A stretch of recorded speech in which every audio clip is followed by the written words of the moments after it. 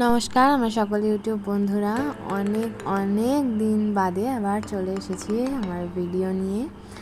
তো এটা কার্তিক মাস চলছে, নিয়ম সেবার মাস, আর কার্তিক মাসের কাল ছিল শেষ রবিবার। তো আমরা সবাই মিলে চলে গিয়েছিলাম মায়াপুরে। আমাদের কাটোয়া থেকে আমরা ট্রেনে করে চলে এসেছিলাম নবদ্বীপ স্টেশন। সেইখান থেকে টোটো করে নবদ্বীপের ঘাটে নৌকা পেরিয়ে আমরা চলে গিয়েছিলাম মায়াপুর। তো নৌকায় বসে অপূর্ব সুন্দর দৃশ্য দেখছিলাম, দূরেই দেখা যাচ্ছে মায়াপুরের মন্দির। তারপরে এই নৌকা করে যাওয়ার পথে এই যে অপরূপ সুন্দর একটা দৃশ্য, এই যে গঙ্গা যমুনার মিলনস্থল, এটা দেখার জন্য আমি ভীষণ আগ্রহী থাকি প্রত্যেকবার। তো সেখান থেকে আমরা নৌকা থেকে নেমে আমরা টোটোয় উঠে পড়েছিলাম। তারপর টোটো করে পৌঁছে গিয়েছিলাম মায়াপুর ইস্কন মন্দিরে।